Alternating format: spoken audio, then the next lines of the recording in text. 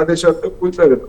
రేపు హైదరాబాద్ లో కూడా ఈ పర్యావరణానికి ముప్పు ఇవన్నీ ఏర్పడితే నర్సారెడ్డి గారు లాంటి వాళ్ళు, లేకపోతే మీరు లాంటి వాళ్ళు, నాలాంటి వాళ్ళు కోర్టులకు ఎక్కితే అప్పుడైనా కూల్చివేయక తప్పదు. అటువంటి దాన్ని మనం స్వాగతించాలి. మధ్యలో ఆపేస్తే మాత్రం నిర్దాక్షిణ్యంగా అటువంటి చర్యలని ఎండగట్టాలి. ఇదే నేను చెప్పదలుచుకున్నాను. మనతో పాటు ముత్యాల పద్మనాభరెడ్డి గారు, ఫోరం ఫర్ గుడ్ గవర్నెన్స్ అధ్యక్షులు మనతో ఉన్నారు. ఆయనతో మాట్లాడదాం. పద్మనాభరెడ్డి గారు నమస్తే అండి. నమస్తే. నమస్తే సార్, హైదరాబాద్లో హైడ్రా స్పీడ్ పెంచింది. అక్రమ నిర్మాణాలు, చెరువుల్లో నిర్మించిన అక్రమ నిర్మాణాలను కూల్చివేస్తున్న పరిస్థితి కనిపిస్తుంది. ఇప్పుడు ఎన్ కన్వెన్షన్ సెంటర్ను కూడా కూల్చివేశారు. రాబోయే రోజుల్లో ఇంకా కూల్చివేతలు కొనసాగుతాయని చెప్తున్నారు. హైడ్రా చెరువుల పరిరక్షణకి ఏర్పడిందని అనుకోవచ్చా? అంటే ఇప్పుడు హైడ్రా కూల్చడము ఇదంతా చాలా మాట్లాడినాము గత 3 దినాల నుంచి. ఒక స్వచ్ఛంద సేవా సంస్థగా ప్రజల దిక్కు నుంచి నాకు 3 ఇష్యూస్ మాట్లాడాలని ఉంది.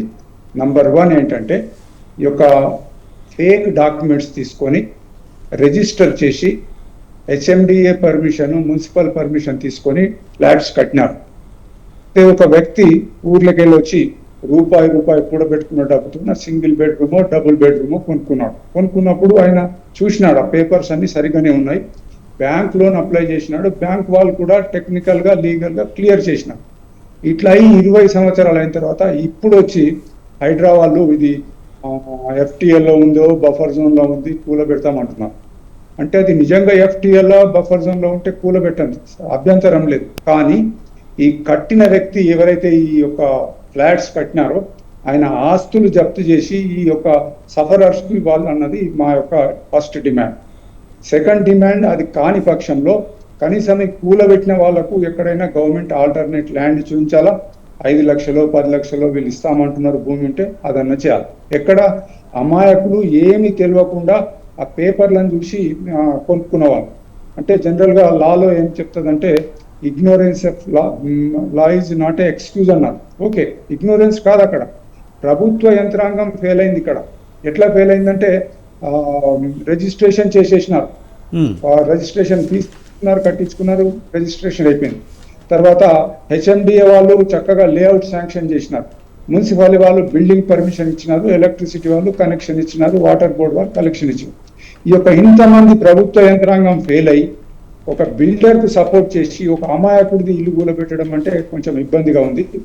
ఎఫ్టీఎల్లో ఉంటే కూలబెట్టడం మేము సపోర్ట్ చేయడం లేదు, కానీ అది జరగని తప్పు, అంటే వాళ్ళు చేయని తప్పుకు ఈ పేదవాళ్ళని శిక్షించద్దు అన్నది ఒకటి.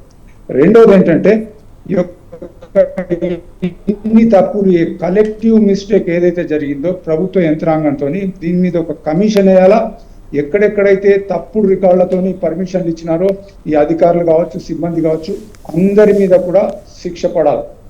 అప్పుడే మళ్ళీ ఇటువంటి కాకుండా ఉంటాయి. లేనట్టయితే ఎఫ్టీఎల్ లోపల ఉన్నది అది ఎవరికి తెలియదు. ఎందుకంటే అక్కడ ఎఫ్టీఎల్ అని గీత గీసి బోర్డులే పెట్టలేదు. ప్రజలు కొన్నారు, వాళ్ళు ఇప్పుడు సఫర్ అయితే 20 ఉద్దేశం 400-500 ఉన్నాయి. ఇవాళ రికార్డులో 180 ఏదో చెప్తా ఉన్నారు.